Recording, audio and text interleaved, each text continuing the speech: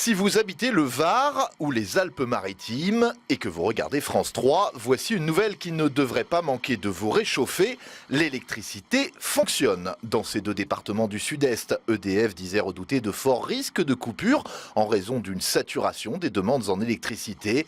Un nouveau pic historique de consommation devait en effet être atteint ce soir aux environs de 19h. Mais si votre téléviseur fonctionne encore, il y a toutes les chances pour que votre radiateur marche lui aussi. Tant mieux car Météo France a maintenu son alerte grand froid jusqu'à demain matin sur 39 départements, principalement dans le nord, l'est et le centre.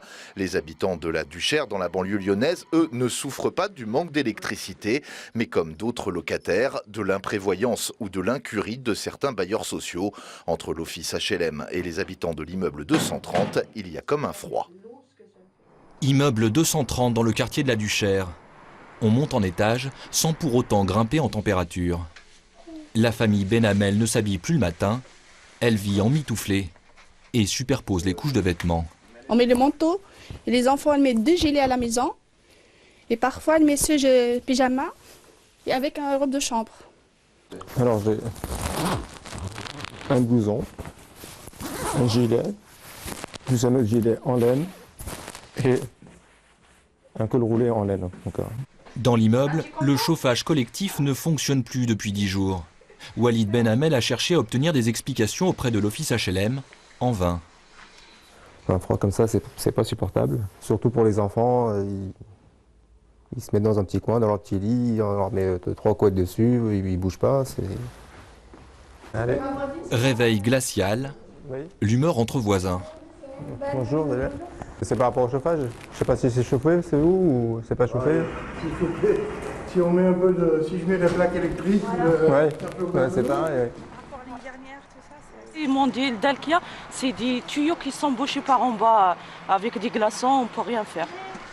178 locataires occupent l'immeuble et le froid cristallise le mécontentement. La présence de notre caméra explique-t-elle l'arrivée subite de ce membre de l'OPAC? Ça va être réglé, monsieur, le problème du chauffage aujourd'hui? Puis, quelques minutes plus tard, celle de sa responsable. Pourquoi ça dure depuis 10 jours et que rien n'a été fait? Je ne peux pas vous dire. Je n'ai pas suffisamment d'éléments aujourd'hui. Je vous dirai voilà, je ne vais pas vous dire de mauvaises choses. Il faut que je fasse le point avec eux et que je vois pourquoi ça a pris tant de temps. Les responsables de l'OPAC affirment mettre tout en œuvre pour résoudre le problème au plus vite. Les locataires de la barre 230, eux, affirment connaître des problèmes de chauffage chaque hiver. Le froid et ses conséquences encore. Depuis ce week-end, de nombreuses canalisations ont gelé. C'est classique mais toujours problématique.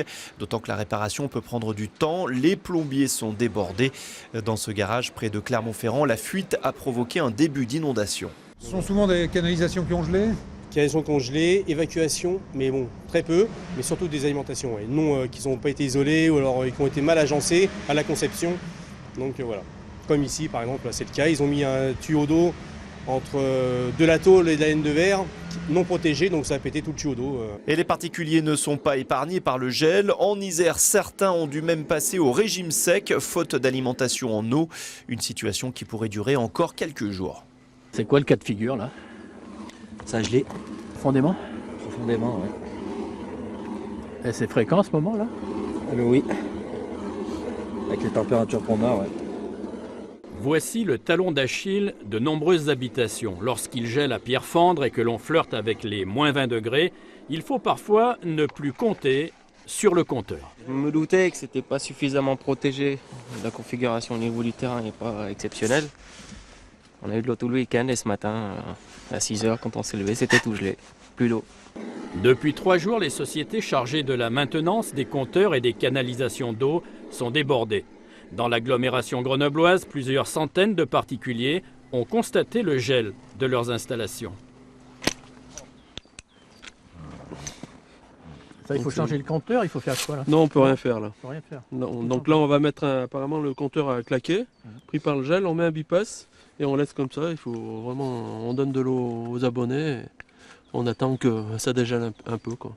Qu'est-ce qu'il faut leur dire concrètement aux gens? De bien isoler la partie privative de leur installation avec des matériaux, pas du tissu qui prend assez vite l'humidité, mais avec du polystyrène, avec du polyane pour bien protéger leur compteur. En fait, il n'y a pas de problème sur le réseau de distribution d'eau des communes. C'est entre le compteur et le domicile que se créent les incidents. Dès lors, la réparation est à la charge du particulier et ce n'est pas donné. La circulation sur les routes n'a pas pour l'heure eu trop à souffrir de cette vague de froid. Aucun accident notable n'a été enregistré au cours des dernières 24 heures. Mais la situation reste tout de même très délicate sur les réseaux secondaires de nombreuses régions en raison des risques de verglas. Les transports scolaires ont été suspendus dans une large partie ouest et centre du pays. Les professionnels de la route, eux, font tout leur possible pour échapper au piège d'une météo aussi givrante que glissante. Première station-service sur l'A20 au nord de Limoges. Les semi-remorques s'entassent. Il est 21h30 et déjà moins 8 degrés au thermomètre. Première halte pour Raymond, il vient de Toulouse, mais ces quelques heures de route passées aux côtés des voitures restent éprouvantes. Nous, on est des professionnels, c'est-à-dire que nous, on fait attention, quoi, mais on sait que les gens qui sont veillés, ils font moins attention, que bon, ils essaient de doubler à droite, à gauche, nous, il faut être prudent, nous, pour ne pas faire que nous, on est chargé lourd. Petite pause donc pour Raymond qui a rejoint l'un de ses collègues camionneurs. Mais ici, on trouve également quelques vacanciers. Cette famille qui vient de Saint-Jean-de-Luz doit se rendre ce soir chez elle, à Bourges. Avec les enfants, il faut alors souffler, d'autant qu'il y a toujours une petite appréhension avant de reprendre le volant dans la nuit. La neige, c'est pas gênant. Effectivement, c'est pas le plus agréable, c'est pas le plus simple pour conduire, mais surtout les plaques de verglas. Les plaques de verglas, on les voit pas. La loi oblige les routiers à faire des temps de pause. C'est le cas pour Ludovic. Chauffeur expérimenté, il redoute néanmoins ces périodes d'intempéries. Qu'est-ce qu'on craint là justement en reprenant la route? Ça, de se mettre en travers. De se mettre en travers, se coucher. Moi, ça m'est arrivé il y a 4 ans déjà. Descendre verglacé, puis j'ai couché ensemble. Impossible, rien à faire. On voit la remorque à gauche, à droite et on se couche. On attend que ça se finisse. Bon, après, c'est surtout de tuer personne. Surtout ça l'essentiel. Et les difficultés ne vont pas tarder. Il est 22h30, le verglas et les moins 11 degrés empêchent les camions de repartir. C'est pas facile, ça veut pas redécoller, non. Ça va pas redécoller, on va essayer, hein, mais ça veut pas redécoller. On côté que c'est gelé.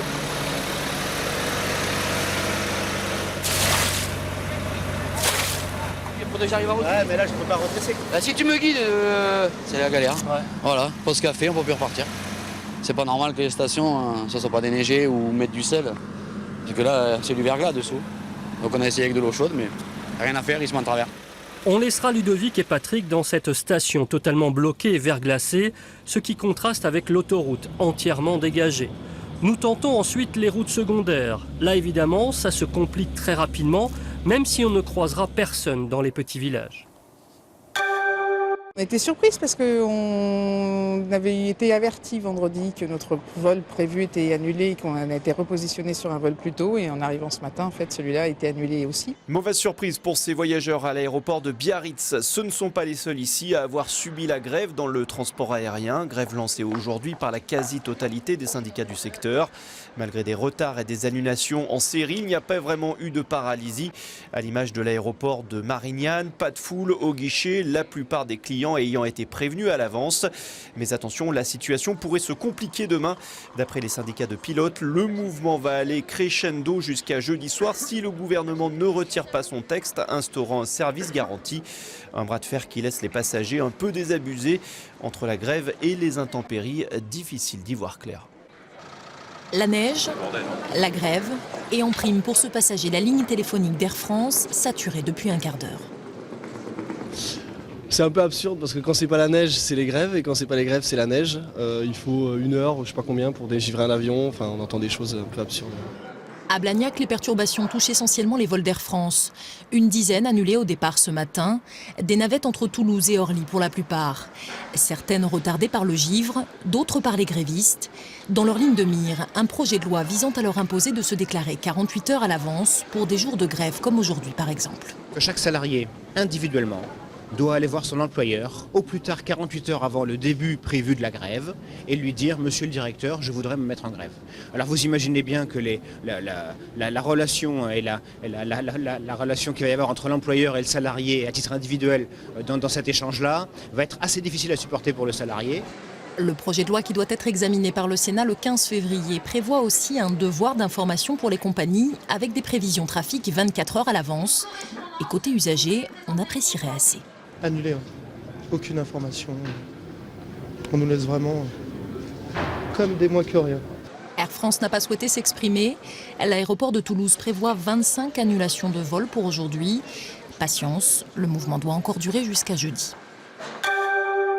Un massacre à la tronçonneuse, le message des agents forestiers est clair, stop aux suppressions d'emplois, 70 sont programmés rien qu'en Lorraine. Résultat, ils se sont de nouveau mobilisés ce matin devant leur direction régionale à Nancy. Selon les syndicats, la filière perd une centaine de postes par an depuis 2002. Malgré les enjeux qui existent en forêt, malgré le manque de personnel, on continue à diminuer justement le nombre de personnel. C'est aberrant, ça nous démoralise complètement. Démoralisés mais pas démotivés, les agents de l'ONF comptent bien s'inviter dans le débat présidentiel. Une rencontre avec le ministre de l'Agriculture, Bruno Le Maire, a eu lieu cet après-midi. Alberto Contador perd son titre 2010 sur le Tour de France. Plus de 500 jours après l'arrivée de l'édition 2010 de la Grande Boucle, le tribunal arbitral du sport a rendu son verdict concernant les soupçons de dopage entourant la performance du coureur espagnol. Alberto Contador est également interdit de compétition jusqu'en juillet prochain. C'est le luxembourgeois Andy Schleck qui prend sa place au palmarès du Tour 2010. Sassy-sur-Marne rend hommage aux milliers de déportés qui ont transité par sa gare. Le dernier convoi vers les camps de la mort est passé par ici en 1944. Ce wagon entièrement rénové a été transformé en mémorial. Un appel aux dons est lancé pour ce lieu chargé d'histoire. C'est une gare comme il y en a tant d'autres, sauf que celle-ci a vu passer des milliers de prisonniers, enfants, femmes, hommes, expédiés vers les camps de la mort. 16 août 1944, sous les bombes de l'aviation alliée, un train s'arrête brutalement à Sassy-sur-Marne. À son bord, 2500 résistants, dont 600 femmes. À l'époque, Jacqueline Fleury, à 20 ans. J'ai été arrêtée avec ce chemisier, tel que j'étais quand j'ai été arrêtée. Ça, c'est ma mère. Tombée dans les griffes de l'armée allemande, cette ancienne résistante n'a rien oublié. Alors que la guerre fait rage, les prisonniers sont jetés du train. Commence alors une longue et pénible marche sur les voies. Nous sommes encadrés de soldats armés. C'est assez stressant de voir cela. Et puis nous allons traverser donc la Marne de nouveau. Et nous allons nous retrouver dans cette fameuse gare où nous attend un nouveau convoi de wagons à bestiaux. Voici un fragment du train utilisé cette nuit-là. Retrouvé en 2003 dans le sud de la France, ce wagon a été entièrement rénové. Un appel aux dons est lancé, objectif : faire de ce lieu un mémorial en hommage aux résistants déportés vers l'Allemagne. Ces 2400 déportés pour faits de résistance prouvent que la France n'est pas composée que de salauds et de collabos, mais qu'il y avait aussi des gens prêts à donner leur vie parce qu'ils aimaient par-dessus tout la France. Le 16 août 1944, les prisonniers rejoindront les camps. Jacqueline Fleury en est revenue vivante, mais pas son père. Arrêté comme elle pour fait de résistance, il est mort, comme la plupart des déportés. Dans le Bas-Rhin, au Champ du Feu, non seulement on ne craint pas le froid et la neige, mais l'on s'en réjouit. Cette petite station des Vosges retrouve sa fraîcheur et son allant à chaque fois que le thermomètre dévisse. On y a donc fêté ce week-end comme il se doit la neige et toutes ses déclinaisons sportives. Bien sûr, hier c'était la fête de la neige, avec ses multiples activités et initiations, comme celle à la compétition, ouverte à tous. Il y a des animations, ça m'a permis de découvrir les snow scouts, de regarder un petit peu des gens se promener en raquettes, il y a plus de monde que d'habitude. Mais cette fête de la neige n'est qu'un élément d'une stratégie récente et croissante de communication. Au début des années 2000, les fondateurs de l'après-guerre sont partis et les repreneurs se sont unis pour créer l'association des acteurs et commerçants du Champ du Feu afin de relancer le site qui déclinait et d'arrêter d'être brouillon et inefficace. Ça a permis d'abord de se regrouper, de travailler ensemble, parce qu'il y avait un peu quelques rivalités dans le passé, et là on s'est rendu compte que ski de fond, ski alpin, raquettes, école de ski, pour faire revivre ces stations, il faut qu'on communique de manière commune. Renseigner immédiatement par webcam, smartphone et internet était impératif. Une chargée de communication vient d'être embauchée à temps plein. Sécuriser les pistes et les connecter entre elles. Installer des canons à neige vient également d'être fait. Le Champ du Feu veut s'imposer comme la station familiale locale de moyenne montagne et le Conseil général la suit. Le cadre sera encore plus agréable, plus attractif. On espère ainsi attirer encore plus de monde. Et puis, il y a peut-être des idées auxquelles on ne pense pas aujourd'hui qui pourront naître de l'existence de cette infrastructure. Et pour ce faire, acteurs publics comme privés veulent amener à leur massif de nouvelles associations et sports d'été. Tout de suite, l'édition des locales après la météo.